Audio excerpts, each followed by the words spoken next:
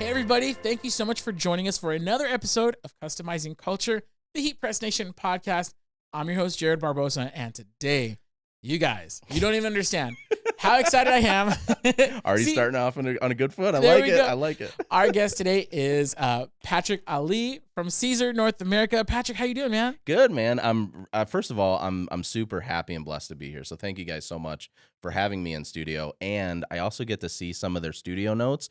So you might see some changes back on our set when I get back. There we go. I'm stoked today. We've already had like 3 podcasts worth of conversation just this morning. Yes. Pre-gaming for today. So you guys are in for a treat. Yeah. But Patrick, for people who don't know who you are, don't know about Siser, why don't you give us your background? Absolutely. So for me at Siser, I actually started out in sales for Siser North America and did sales for all of the U.S. and then some of Canada, and then ended up in product development just by chance, kind of. And that's an interesting story.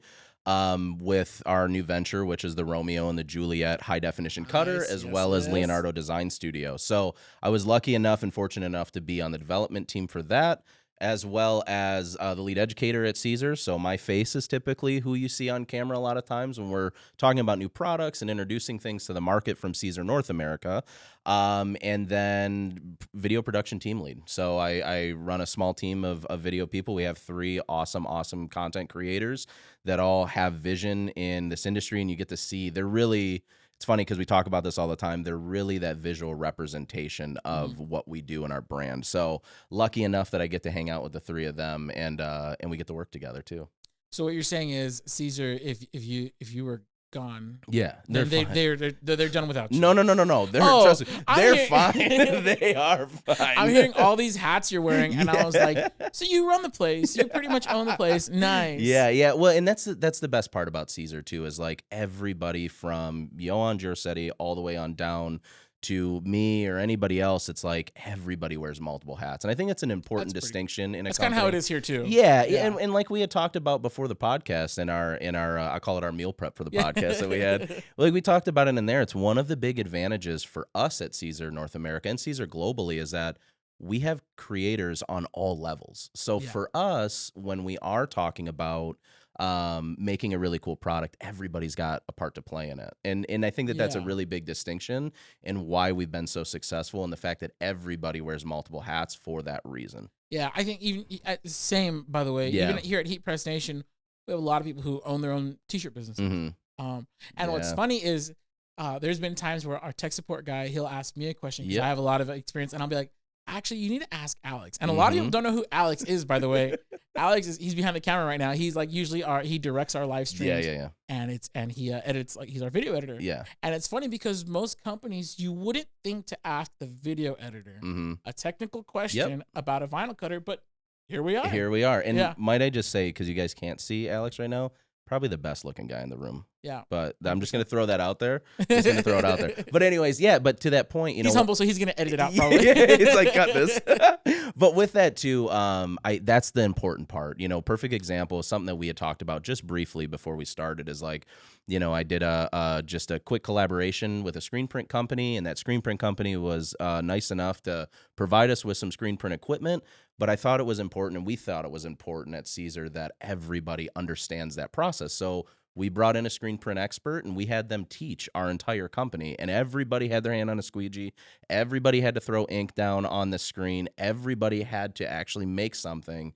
And the reason being is because you don't know who those, I call them like those golden tickets in those little pieces that you can pull from through the office. So that's really the big reason why, just like you said, you guys spread the knowledge and wealth. We love to spread the knowledge and wealth as well. And luckily we have a couple of Alexes at the office too to help us out. So I like it.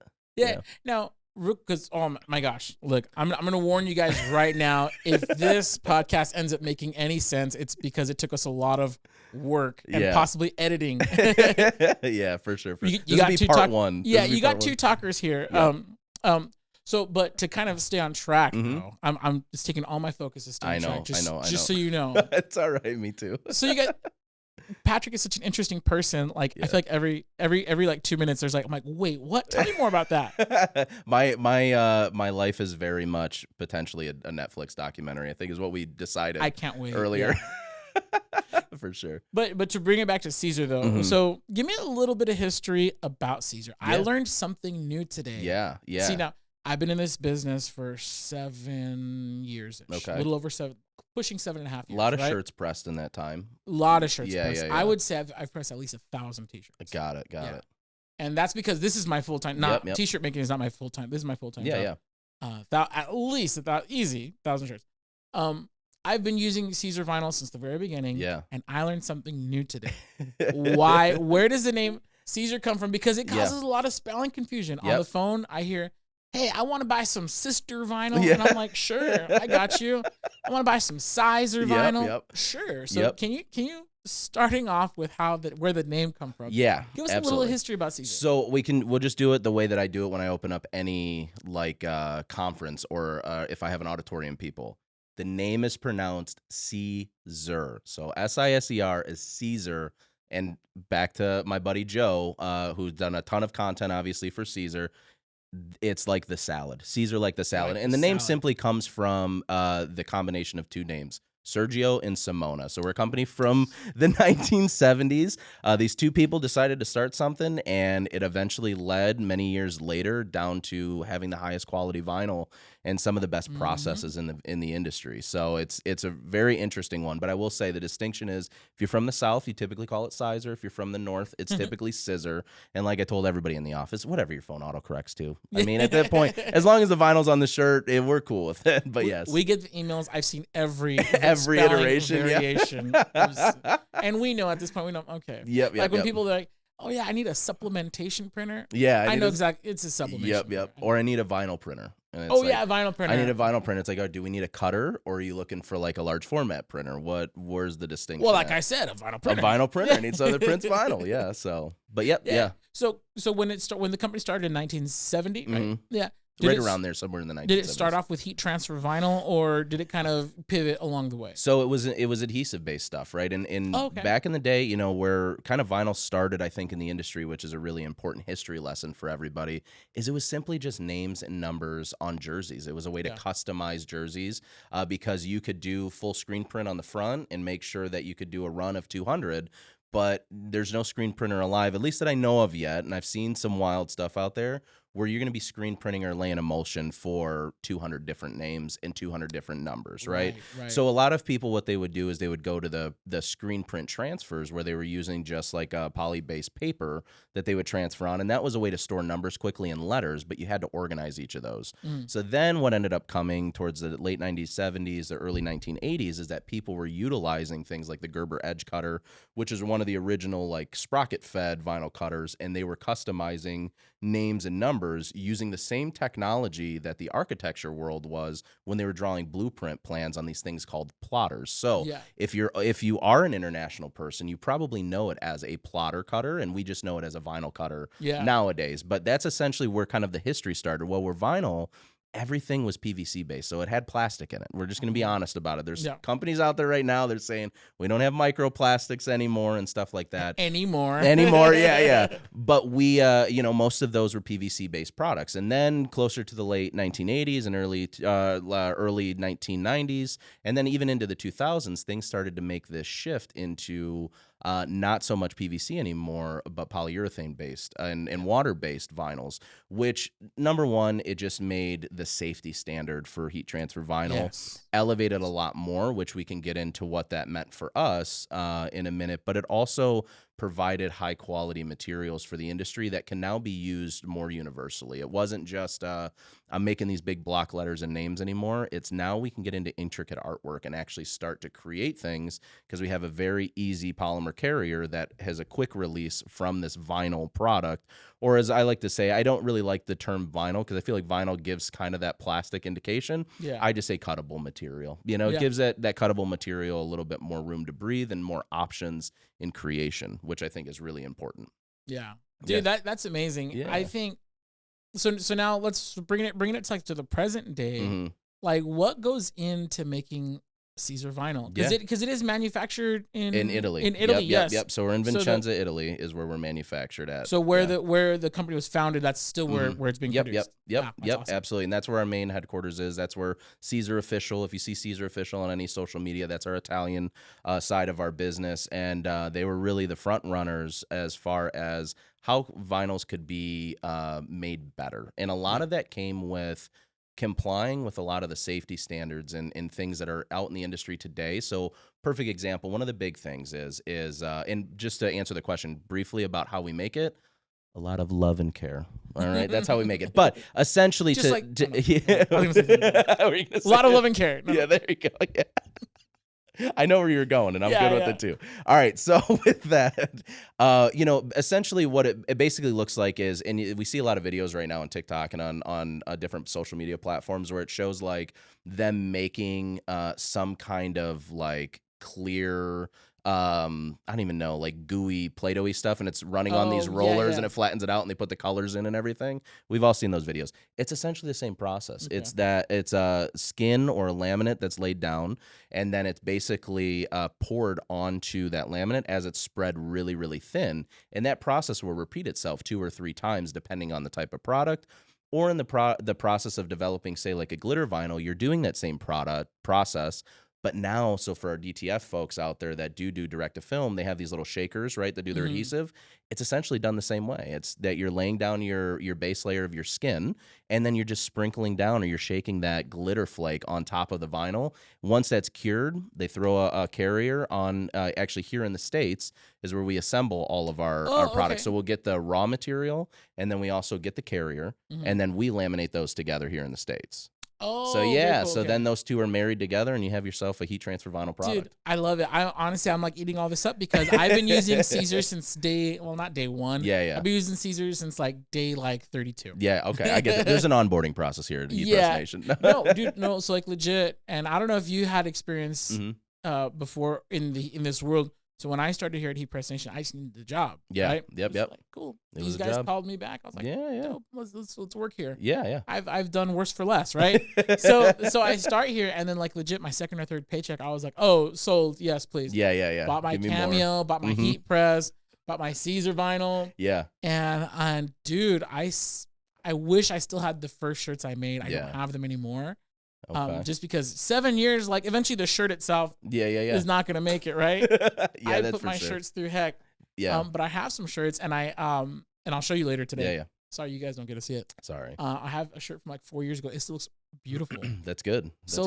And it's Siser stretch. Yeah. And it, dude, just like, so I'm a big Siser fan. And so for me to hear like how it's made, get the background, I'm like, yes, this is the interview I've been waiting for years. That's what we need. We need a full, like, how it's made episode. Do you ever see that show? I'll How watch It's Made? 100 times. I would watch it a million times because my story or my introduction to the industry is very different than a lot of people.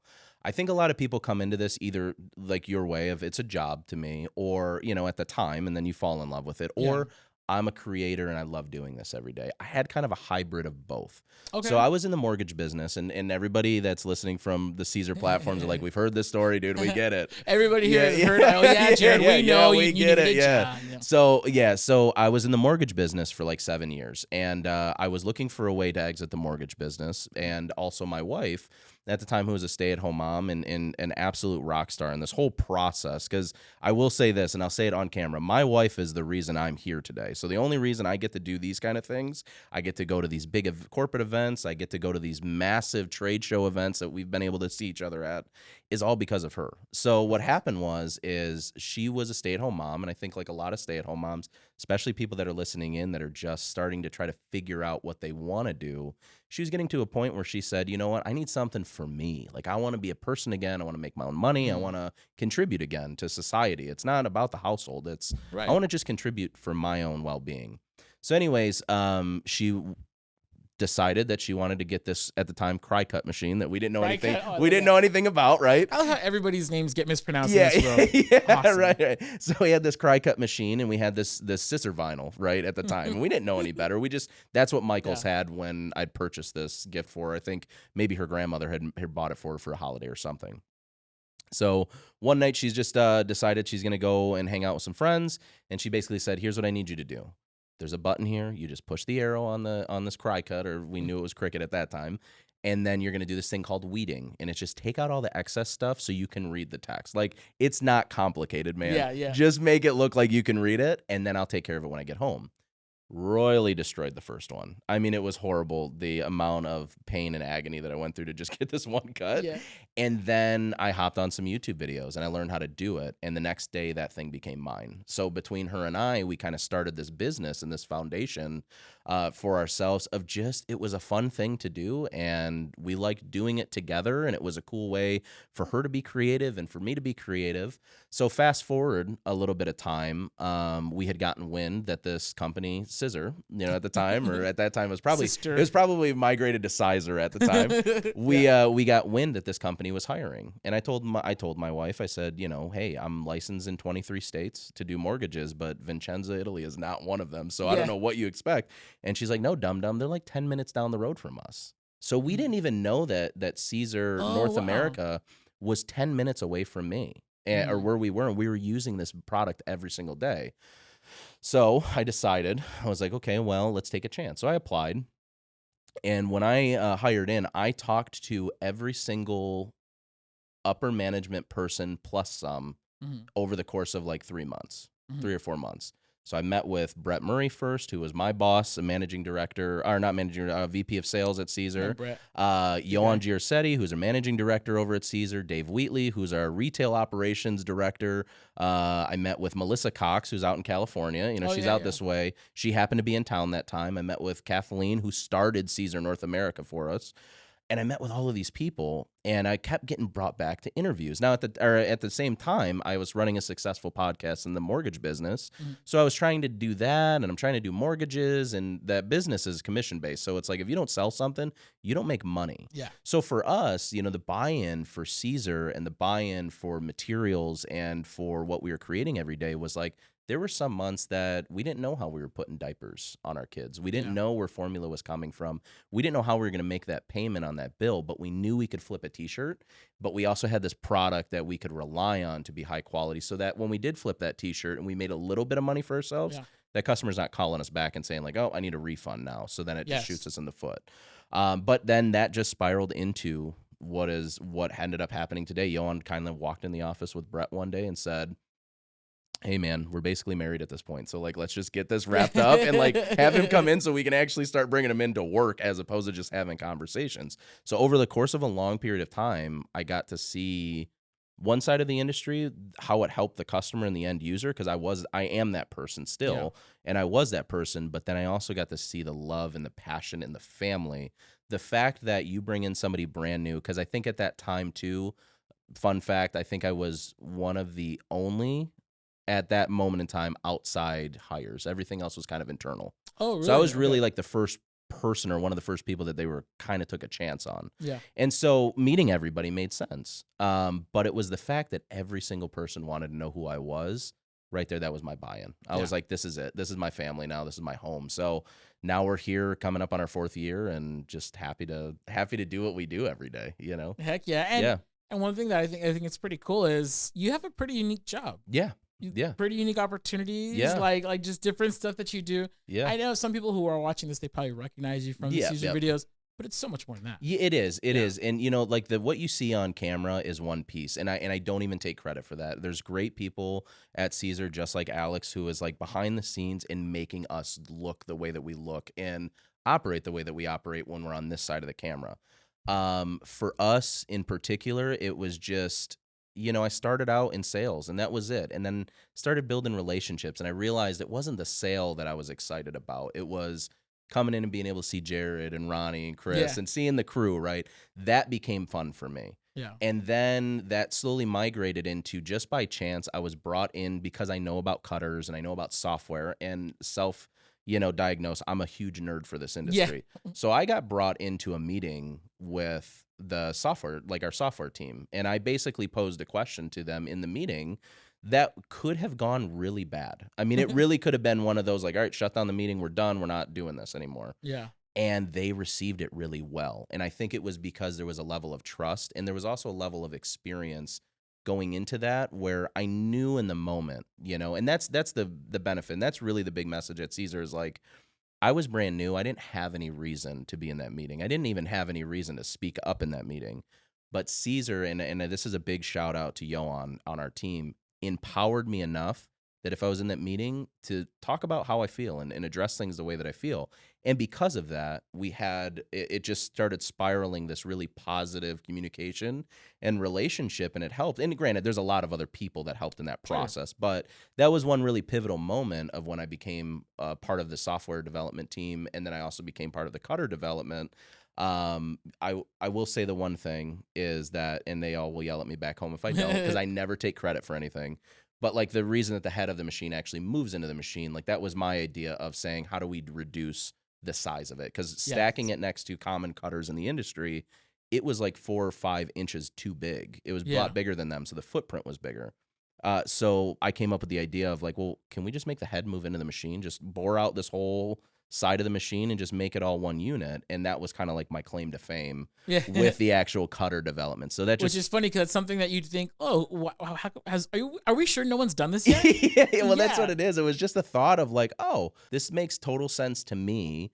It reduces the size, because I also broke down like a prototype cutter, and I realized we're losing all of this space. We're telling people, hey, this is a 12-inch cutter, but realistically, 13 and a half inches can fit through here. But we're not able to do that because we're losing that space on one side. So it was just a quick, like, I pulled up the 3D model of it, and I was like, what if we just took this out? Does that make sense?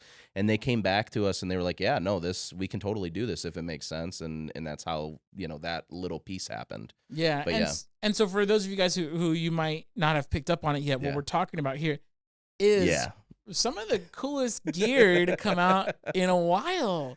I remember when you guys first launched it, first of all, and I said this on a previous podcast, I'll say it to your face. I like it. Forgot to invite me to Italy. I know. I'm so I'm sorry. Playing.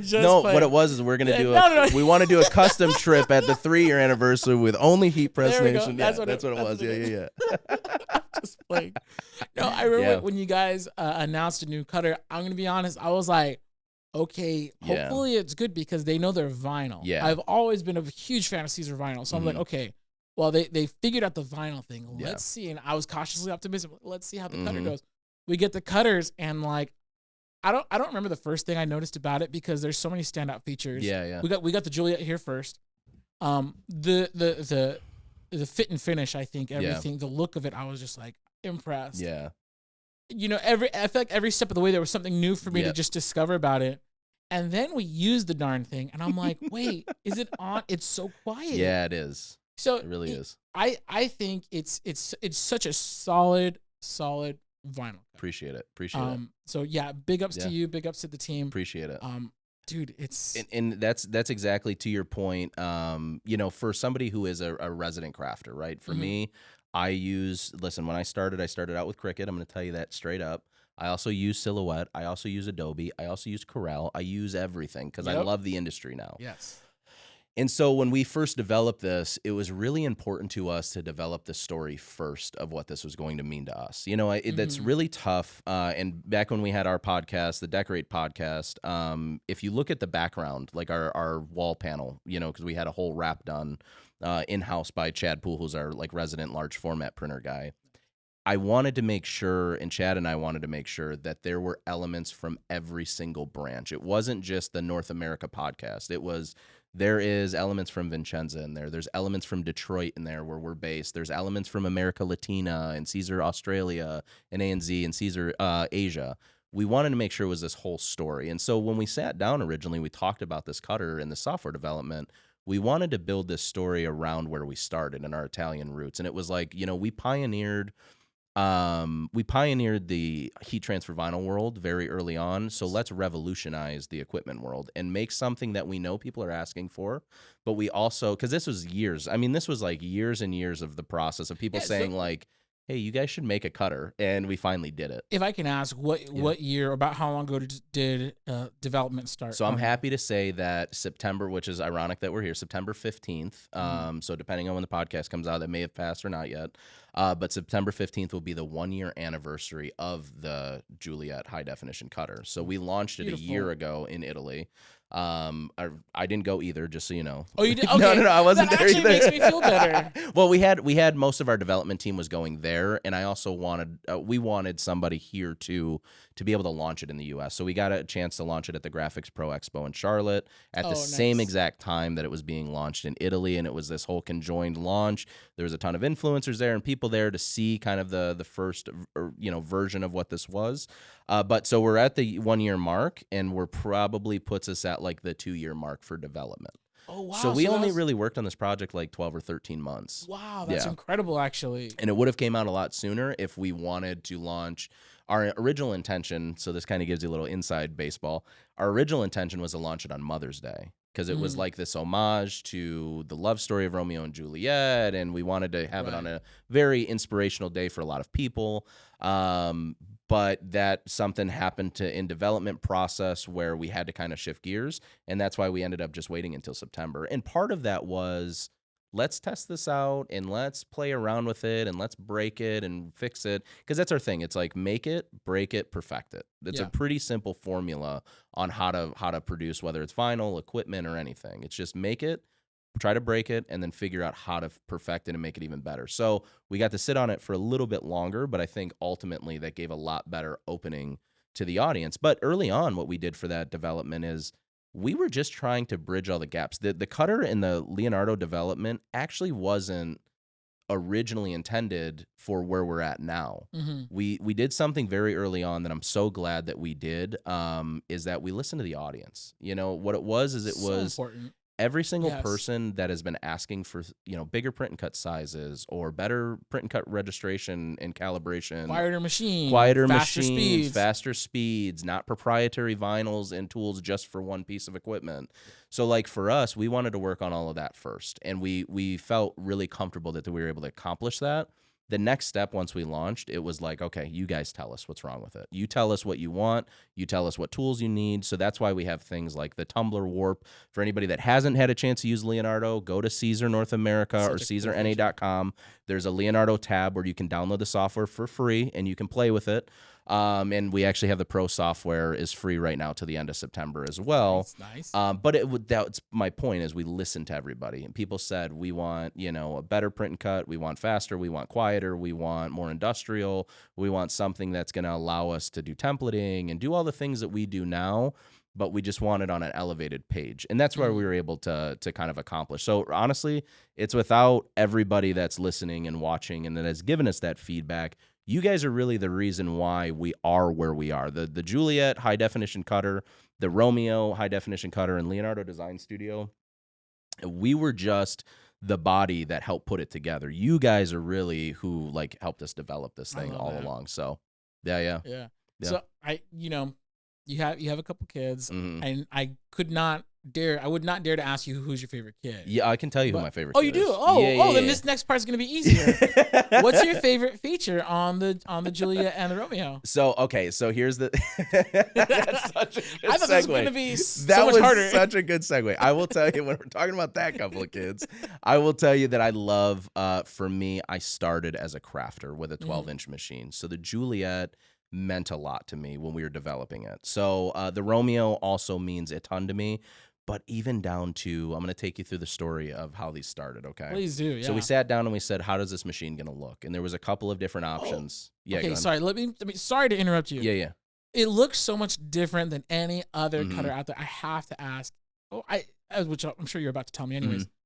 How intentional was that it just not look like anything else? More intentional than you think. Okay. So here's kind of the story. We sat down and we were building this love story of Romeo and Juliet. And it wasn't Romeo and Juliet at the time. We were probably doing some other Italian thing, like we were Da Vinci and this and that. Oh, yeah. I honestly, that was one of the original thought names for Leonardo Design Studio, was like Da Vinci, or how do we position this? And also because we wanted to get the buy-in from us first in the room, because it starts with that development team. If you don't have buy-in from everybody, it's the same reason why when you shoot a video, if everybody doesn't have the same buy-in, that video looks disjointed and disconnected, right? It's just part of it. So we sat down and we said, what are elements can we bring in? And there's reasons why the Juliet and the Romeo, the side panels are not a perfect circle. It's an oval because it matches the Colosseum. The actual pinch wheels themselves are a bird's eye view of Juliet's tower. The shape of where the head goes into the machine, the reason the machine is in that shape, there's a very specific part in the actual original launch video back in September where Francesca, who actually is on our sales team in Italy, and she did a great job modeling for the actual launch video, she's passing through this really historic door and gate. Well, we made it the shape of that. So everything done on the Juliet was with intent, and then we just knew that people wanted an automatic dust cover, so we threw a hood and a door on it. But everything that we had, we wanted to make sure that there were elements that told the story not only of Romeo and Juliet and what we were building here, but also the history of Siser Italy and Italy in general, because that's where we cut our teeth in this world in general. That's the reason for Sergio and Simona. That's the reason for heat transfer vinyl. A lot of that stemmed from then. So why don't we bring it into this really nostalgic story piece? And then, I mean, in my opinion, it was just an art piece too. It was like, let's make something functional, but also make it look kind of like an art piece sitting on a table too. To me, that's kind of like the original, Macintosh or Apple mentality. It's like, it has to be like beautiful and functional. Yeah, that's it. Like, I love it. Yeah. And then there's like simple touches, like you talked about, like the included like dust cover, like that's great. Yeah. One thing that was just immediately impressive was we turned it on first time. There's lights on the track, like, and it's just like, yes, like everything about it. Like, I know you've seen the videos, like here's why this makes sense, on TikTok or whatever, right? And like I got, like, we should do one for the Juliet. Like, everything about it just makes sense. It's functional. That was it. And there were certain elements, definitely for us, we could have gone a lot cheaper and made a lot more money if we did things like put an optical eye in. Right. But for us, it was important to put a high definition camera because we knew that would enhance print and cut. So one of the big elements and one of the important parts of the cutter development was like everything that we're going to add into this cutter and every element that we're going to introduce to the market, make sure that it's done with intention and it's not just sloppy. Right. And that's the whole intention behind the shape of the cutter and the way that it functions and everything. And we just got really, really lucky that we have a lot of really smart engineers that are doing certain things that other companies aren't doing. Because here's the truth of the industry. Every cutter has the ability to be that quiet. They really do. It's a step. We're talking about a stepper motor. This is still a stepper motor in the cutter. When I first used it, I thought, they put a servo in this thing. No. It's still a stepper motor, even though it runs as fast as it does. But the point of that is like, all it is about manipulating where certain things go inside that cutter itself to reduce some of that. Put all the weight at the bottom. That's why the whole memory board sits on the bottom of the machine. Put it on pegs and put them on rubber, like rubber stoppers. We know from the world of combat fighting, or in my background, stage combat, like stage fighting, breaking your fall with smaller elements to distribute weight is how you keep yourself from not being injured. Well, you can apply the same thing into a cutter. Having small points of contact on the table that then distribute the weight through the bottom of the machine, where all of the weight of the machine sits, is going to make it quieter and more stable. You're not going to get the ratchet noise that you sound or hear, or you're not going to get the instability with your cutting and shifting that you get with other cutters. And a lot of that is because of just thinking a little bit ahead of what we wanted, of like, okay, here's our base model. Now let's see how we can do the LX version, or like we can do that limited edition version and just launch with that. Why waste our time with the other stuff? Because then you have a bunch of customers that buy this really cool machine, and then a year later you're coming out with a new one, and then a couple years later you're coming out with a new one. And we just didn't want to do that. It was one size fits all for now, right, until we find another need in the industry. So fabric cutters, look out. People that are cutting fabric. I'm just going to throw that out there. All right. Dude, I love it, man. I love this whole story behind the vinyl cutter, because to me, like, it's something that we use here. It hasn't, I'm going to be honest, it hasn't replaced my Silhouette Cameo just yet. Only because I'm a resourceful guy. Yeah. I still run the Cameo 3, and the only reason why I got that one is because my 2 broke. And my 2 broke because it fell off of a really tall shelf. Oh, really? So my Cameo 3 needs to just... I might know a guy. Might be able to make that happen if you know anybody who pushes things off of shelves. Because it's not me. I have to justify the purchase to my wife. Yeah. That's it. So, but also, too, I will tell you this, and this is for anybody out there, right? When we built this cutter, it wasn't to replace. It was to be an addition to the industry. So there's a lot of people out there that also question it all the time. I have a Cricut, and I'm so into design space. I don't know how to get out of it. I'm into silhouette and I get all these functions and features and I don't know how to get out of, not that I want to get out of it, but I don't know if I can take that step. Mm-hmm. For us, it was an introductory. That's why we do things like list the software for free for you to try. And like that basic software, you can go on CaesarNA.com right now, download it and use that indefinitely. Now you can't cut to anything, right? Because you don't have a cutter yet, but it allows you to actually get used to it. So it's a slow burn. And now that we're approaching that year mark is when we're seeing a lot of those conversions of people that were like, let me take a chance. Let's see where this develops. I'm going to use it slowly but surely and start to develop and learn it as I go. And then from there, I'll have a great opportunity whether or not I want to make the switch or not. So that's also another thing for us. We're, being that we manufacture for a lot of the industry too, like we're very much about the family. That's it. It's about bringing a community together. And when we say we're building the ecosystem, yes, we're building it around the cutters, but that's why we added things like exporting SVG, PNG, TIFF, JPEG. It's like you guys also use, Design Studio, Design Space, and you guys also use Silhouette Studio. So like, got to be able to transfer those files some way or another. It's no point in making it only us. Yeah. Well, anyways, if you want to come over to my house later on, and it'll be on the top of the shop. Listen, I can maybe do that. All right. Yeah. So, but bringing it back now to kind of back to the vinyl here, because that dude again. Now that's one thing I am super proud to say. I've always used Siser. Customers ask me, and I'm like, look, I'm just gonna tell you what I know, and what I know is Siser, and what I know is that I have these shirts. I see some of my friends, some people I know, customers that I've had for years. Yeah. They're still rocking their 4-year-old, 5-year-old, 7-year-old T-shirts. Yeah, yeah. And it's like, to me, that's the testament. Yeah. It's like, sure, because there's new vinyl companies popping up every week. Yep. and maybe they're good, but maybe they're not. But the truth is, none of them have the just the time. Yeah. None of them have that experience. So that being said, with the new vinyl companies and people, but I can get this for super cheap on Amazon. Yeah. Can you tell us, because there's some dangers and risks that you assume when you pick the just this discount kind of generic bootleg stuff. Yep. Generic stuff. Can you talk a little bit about that? Yeah. So this is actually probably the first time that I'll ever talk about this really publicly. So I'm going to get real with the audience on this one because I think it's important.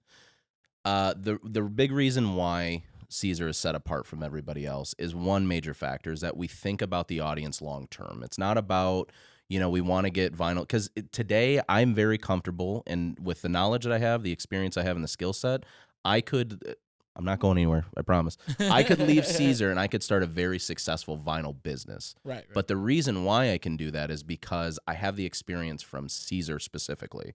And what I mean by that is there's certain things that you're not going to get elsewhere in the industry, like the CPSIA compliance.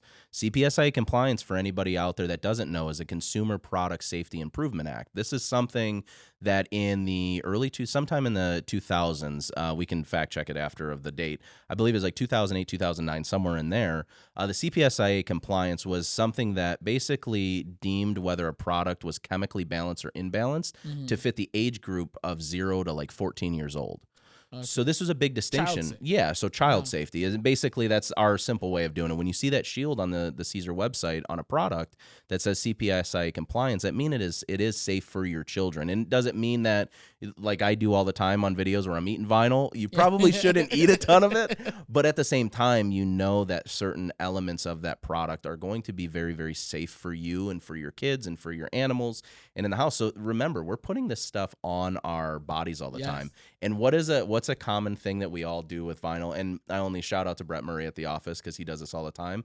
Sometimes we smell vinyl, but why do we do that? Why do you see all these weirdos in the industry like smelling vinyl? Yeah, but it's also the point is that certain vinyls, and especially depending on where they're manufactured and where they're made, their lab testing and their manufacturing testing and their quality assurance testing after the fact isn't on the same level of what we do every single day. It may not even be existent in some cases. It may not even be existent in a lot of cases. And so when we're taking those chances on the cheaper product, although don't get me wrong, I'm a cheapie too. I literally use Amazon, I feel like, for everything. So I'm sorry for any non-Amazon users, but it's easy for us and it's next day and it's simple. But you have to make sure that you're checking that stuff, because here's the thing is that I'm not worried about it being on a shirt long term. What I'm worried about is if you're taking PVC or plastic, take a bottle cap and put a lighter under it. Are you comfortable smelling that? Well, you're putting a vinyl at 305, 310, and even sometimes 350 degrees. and you're melting that adhesive, which also has chemicals in it. You're also partially melting that vinyl, which has chemicals in it. And now that all that emission is in your house. And it's not to say that in small microdoses, that's necessarily a bad thing. But we all know in the health conscious world, I mean, especially being on the West Coast, we're a lot more health conscious, I feel like, on this side than the East Coast. But like, we pay attention to what we put in our food, what we put in our body. And we're all about organic, and we're all about no pesticides and non-GMOs. But then when it comes to like a heat transfer vinyl, we're like, whatever works. Whatever's cheap. And I think what happens in some cases, people, they may not care. It's like, oh, I'm just going to make 2 shirts. You're right. If you're just going to make 2 shirts, go ahead and inhale all throw those something fumes. on there. Yeah. But there's a lot of people out there, like even in their home businesses, they're doing hundreds of shirts. Yeah. They're pressing for hours and hours, days and days on end. And it's like, okay, now you're reaching different exposure levels. Do you really want to be having this garbage? Perfect example to that, Mama Bear K. She's a great industry person. She runs her own business. She uses a lot of vinyl, almost exclusively. She does have other elements to make her process faster, but she came into the office and we got to hang out. I mean, she on average is processing anywhere upwards of like 800 orders a month.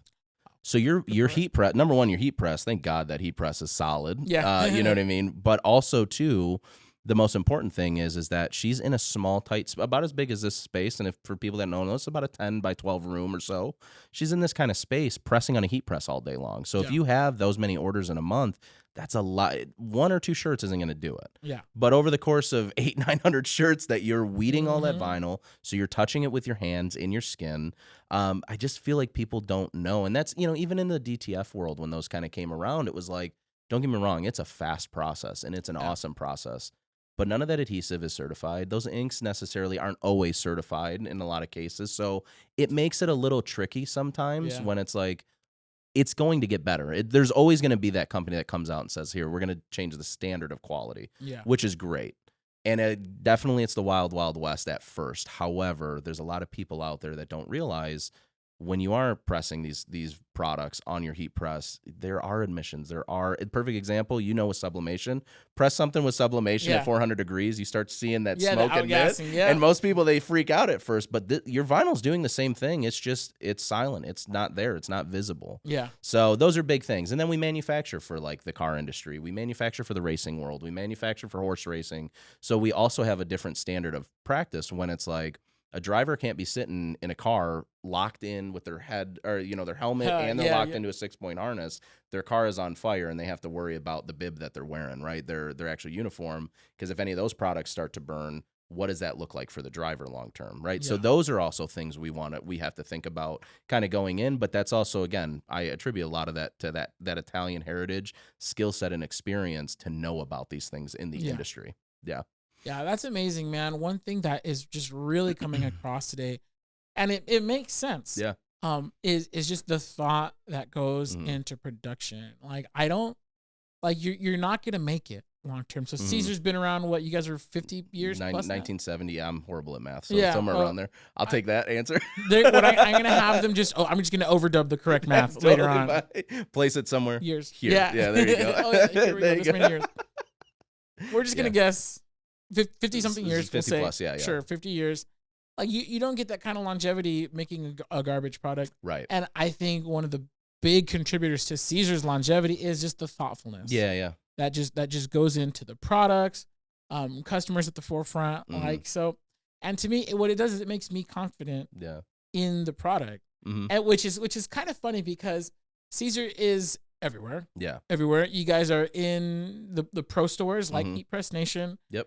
You're in all the pro shops. You're also in the craft shops like Michael's and stuff. And what's really funny, and I don't know if this bothers you, but like it's really funny because I've had some calls of customers saying, "Hey, what vinyl should I use for this?" And I'm like, "Oh, dude, Siser Easy Weed, bro, all day." And they're like, "No.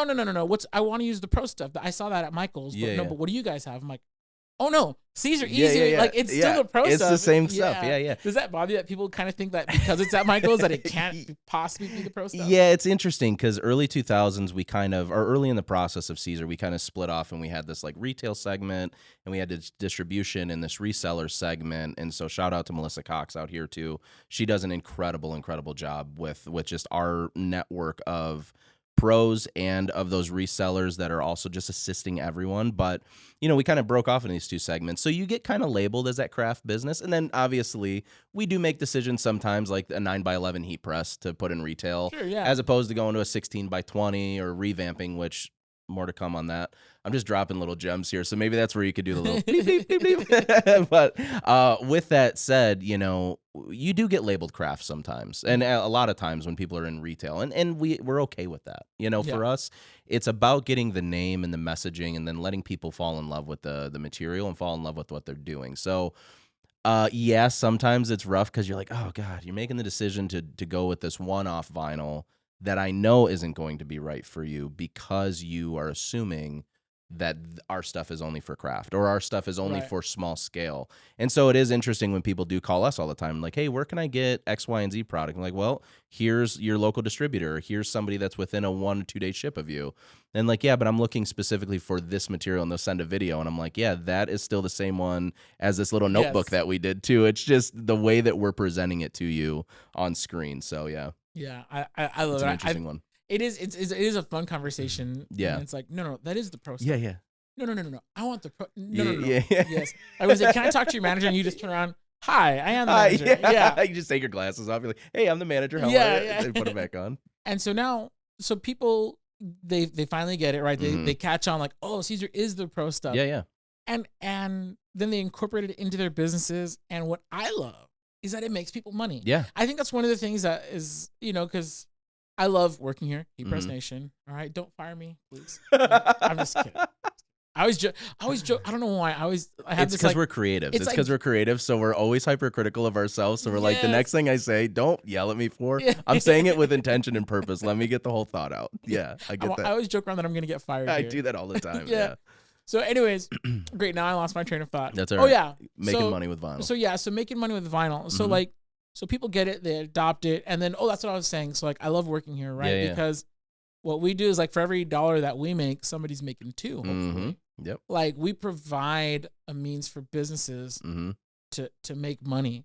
And so when you think about every piece of Siser vinyl that's out there, hopefully, I know some people do use it just for personal projects, but a majority of the use is making money. First of all, how do you feel knowing that you're pushing a product or selling a product that's actually benefiting people? Yeah. Well, I'll try not to get emotional telling you this because, remember, like I said earlier, I started this way. I was that person that was looking for an outlet. I was that person that needed money. I was that person that was in a tough spot, but I knew that vinyl could be, and I'm not going to go as far as saying a full saving grace, because could I have adopted or picked up some other hobby or something? Yes. Did I happen to land where I land? Yes. But I also do believe that, we're guided in this world by specific things that took me to vinyl. It just somehow brought me to Siser, which was awesome and brought Siser to me. But for anybody that's starting out, it's always a chance, right? We know it. It's always a chance to get started. It's always a chance if you want to enhance your life or you want to take your life to the next level, whether it's your family, whether it's your job, whether it's a hobby or a craft that you may have. And one of the big benefits of heat transfer vinyl is it's cost effective. So it's very, very inexpensive to get started. I mean, you can get yourself a vinyl cutter, whether it's a Romeo, a Juliet, or it's, a Heat Press Nation cutter, or it's, anything else. You can start out on a very economical place, and you don't have to worry that if the failure's there that you're losing from it, because you have this thing that you're creating. You're finding your own creativity. As far as vinyl, the best part is it's sold not only in sheets, it's sold in rolls. It's sold in big rolls, small rolls, and everything. So it fits your budget, and that's the most important, right? I can go out and spend $30,000 on a large format printer, but if I don't have the budget of $30,000 to support it, I shouldn't start there. Start with vinyl. Start small. Build your way up. Or I've always attributed it to the screen print world, because I think that there can be a small entry-level cost to getting into screen print too. You start with that, and then you just elevate, you enhance. We're like the Pokemon cards of the industry. It's like you're always evolving constantly, you know what I mean? So that's the thing, is you start small. Start with a couple sheets of vinyl, make a couple stickers for your friends, get the word out. And there's also other money-making opportunities and tips and tricks that people don't know. If you're out there and you're making things with heat transfer vinyl and you have a vinyl cutter already, get some adhesive vinyl, make some stickers, throw them in the package with that t-shirt to that customer, because guess what happens? The next time you get an order, hey, can I get some of those stickers too? Hey, you also do sublimation. Hey, you also do embroidery. Hey, you also do this. that is the foundation of where you can start, right? And for me, it started with vinyl, and for a lot of people, it starts with vinyl. And we do the one-off family and friends, and maybe the reunion shirts, but everybody has the same approach. It eventually gets to the point, and I say this all the time in seminars, where your job income starts to lessen based on your craft income. Yeah. So you start out where obviously you're making a lot of money in your job and you're making no money doing crafting. Well, eventually those two kind of meet somewhere in the middle, and eventually that teeters the other way. And once it teeters the other way, or you feel that teetering, that's when a lot of people don't take the opportunity to jump into it full clip, but trust yourself with the process. I think that that's an important distinction too when we're talking about making money, because that's easy. You can buy a 1 yard roll of heat transfer vinyl of Siser Easy Weed for like $7.99, anywhere from $7.99 to $14.99, depending on the actual product itself. You can go home and you can make one design with that $7.99 piece of vinyl. You have a T-shirt they maybe spent $3 on, and you can go and sell that for $25. There's your profit. Yeah. We'll talk. Profit's the easy part. Yeah. I think what it is inspiring people to start a business, and that's what heat transfer vinyl allows, because it's easy to get into. It's also really simplistic to start doing. I mean, you got to learn technology a little bit, but as far as putting some vinyl on a cutter, letting it do its thing, weeding out some excess, most people find that a therapeutic thing. So not only are you making money in your business, or you're starting to think about making money, you're giving your customers a great advantage of wanting to come back by creating things and just throwing them in as freebies. But, weeding is therapeutic. So we're also trying to change the world. I think that's where we're split. by weeding therapy. You don't like weeding? I'm probably the only person who doesn't. But you got to find the simple ways you got to find the peace and love in it. You know, it's funny. My wife, she loves weeding. Yeah. So when, if I'm doing a run of T-shirts, I'll have her help me out, right? Yeah. Free labor. Yeah. That's it. And she's like, oh, let me do the weeding part. I love that. Yeah. And I'm like, yes. Oh, no. I was going to do that. I was going to, but you could do it, I guess. I can't. I don't like weeding. I do it.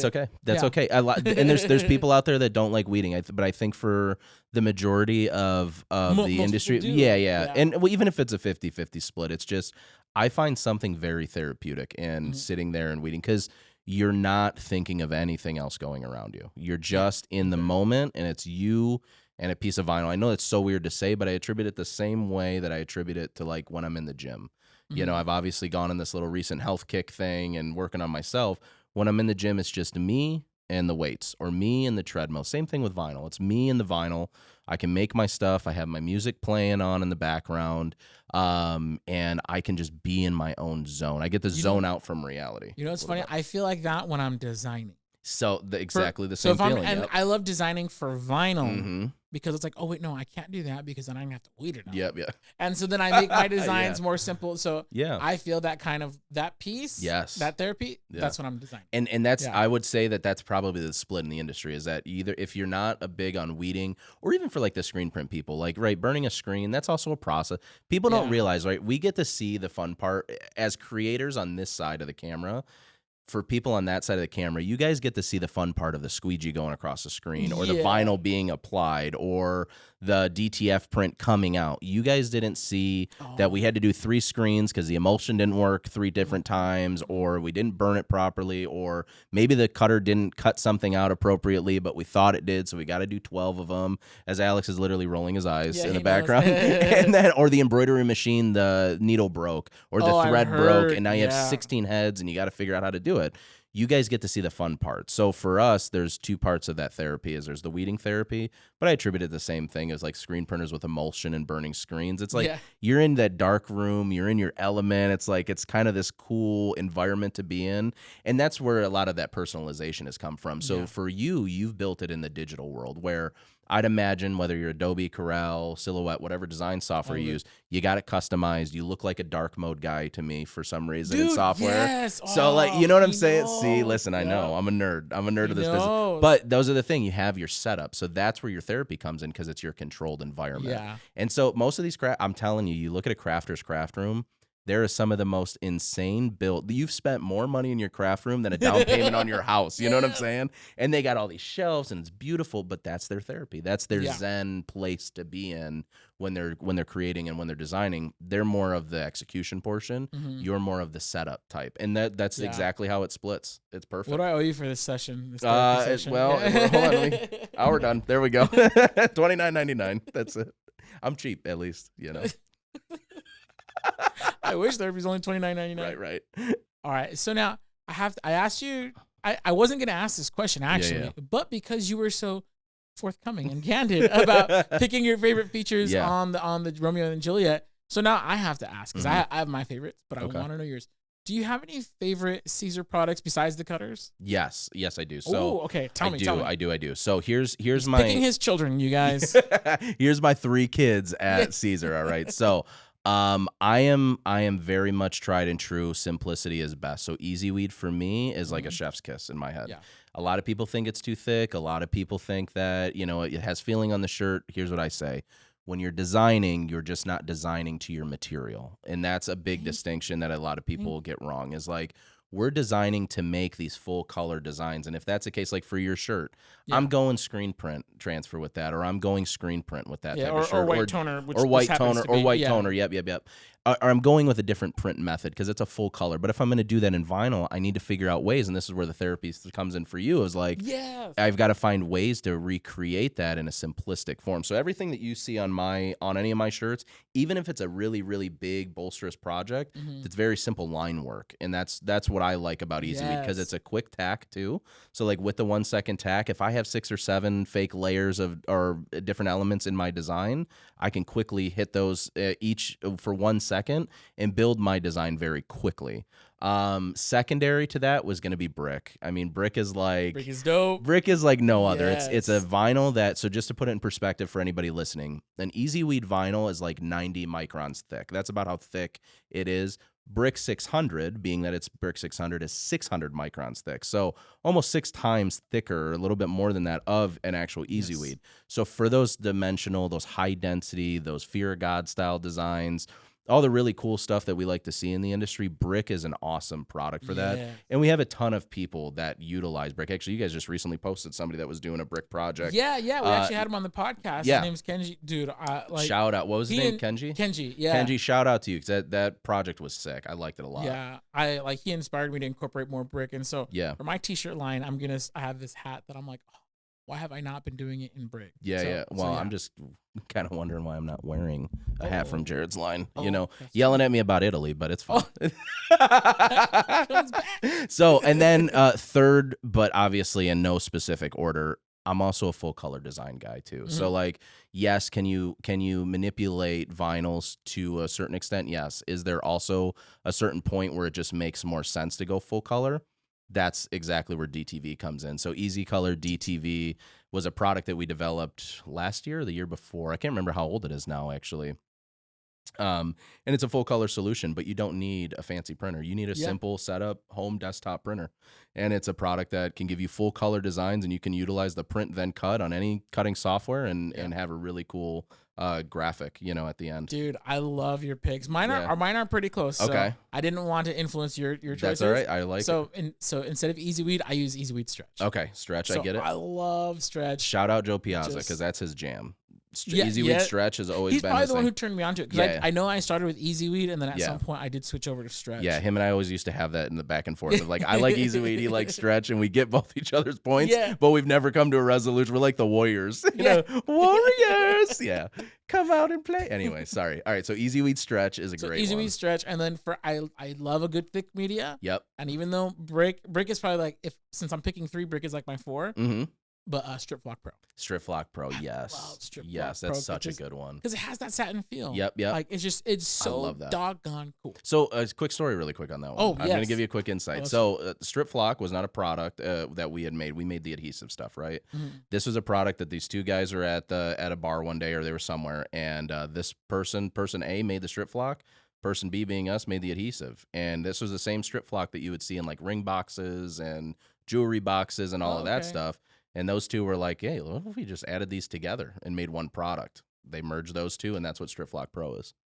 It's just a wild one. Dude. It's a wild one. I love hearing how the sausage is made. Like, that's like one of my favorite things. Oh, cool. Sure. See, so now I love it even more. Yeah, for sure. And then number 3. So we're aligned on DTV. Okay, so DTV, DTV, when it came out, I was like, they did it. Yeah. Because I've been using heat transfer paper for a hot minute. And so for like my white and light colored garments, Jet Pro Soft Stretch, yep, my jam. But for the dark garments, I was always torn, because I knew that no matter what I used, it just didn't have that longevity. Yeah. And so when DTV came out, I was like, oh, it's a true vinyl. Mm-hmm. It's a vinyl. And I'm like, well, let's see how this junk holds up. Yeah, all yeah, right? yeah. Like, yeah, go into it. I love that though. Yeah. And so I used it, washed it, and I was like, oh, this is not going anywhere. Oh, this is like a retail quality. It is awesome product. So and just a shout out. I mean, there's a ton of which I can't name any of them, unfortunately, for the podcast, but there's a ton of people in this industry that are in the decorated garment world, and the already finished goods. We're talking about major brands. So like they're using our stuff every day. So to go into that pro conversation of like, is it pro? Is it not pro? Everything that we do is on such a high level of testing and warranting that to the end user, that we go as far as, even like our wash test, for all of those products. And Strip Flock was one of those that early on we didn't know if it would pass, and then we tailored it and fixed it and created it to make it pass. But everything at Siser goes through a 30 wash minimum test, 20 to 30, should I say, because certain products we'd choose to do less. And it's high water heat and then also high dryer temp. And we go through that process. DTV was one of those ones that I've gotten close to 80 washes with zero color separation or a lot of that fading gone. So for anybody out there too that's also having issues with DTV, sometimes it's just about learning the process a little bit more fluid or learning your equipment, like your printer, and understanding how that can affect your full color print. But yeah, DTV is definitely one that I love a lot for full color. Adore it. Yeah. For sure. Dude, honestly, I feel like I could talk to you all day about Siser, about music, about so many things. Everything. Yeah. So we're actually going to start a second podcast after this. It's going to be called Random Conversations with Patrick. I'm so down for that, though. Let's just do it virtually to start, and then when we're in town, we'll do it. I'm totally down for something. Anyways, we'll workshop it. We'll come back. We'll be back. Yeah. But Patrick, dude, I want to thank you so much. Thank you for taking the time. Not only taking the time to be on this podcast, but you're here in person. Yeah. Those of you guys who don't know, like, this is like Siser is based like across the country in Detroit. So to have you in person in the flesh is a real treat for us. That's awesome. I just want to appreciate you for coming out, and to think about it too, just for you and for your entire team. Jared and I, when we first met, we met at ISS Long Beach in Long Beach, California, and this was 3 years ago, maybe.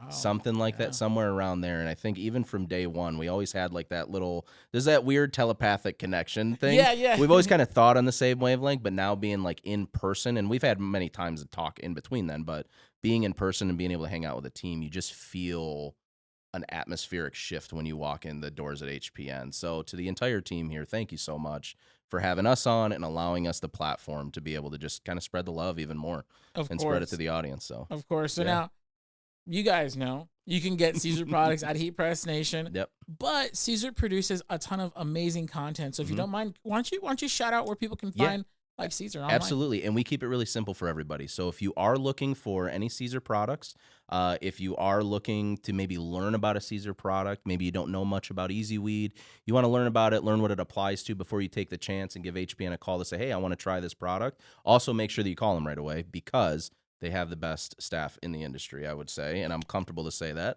But with that said, you can go to SiserNA.com, so SISERNA.com, which is our main website. But you can also find us, Siser North America, on all social platforms. So TikTok, Instagram, YouTube, Facebook. We also have a support group, much like you guys have one, where it's just like-minded creatives that can all kind of create together, learn from each other, and help each other. And then shameless plug, Patrick_Ali_official if you want to follow me, because I'm always posting where I'm going, what I'm doing. So that's also another source to be able to stay up to date on all things Siser. Super cool. Yeah. Well, thank you one more time for joining us. It's been a pleasure. Ladies and gentlemen, this has been the Customizing Culture Podcast, brought to you by Heat Press Nation. My name is Jared Barbosa. One more time, Patrick Ali from Siser North America. Thank you so much, man. Thank you, man. Appreciate it. See you all around. Bye-bye, everybody.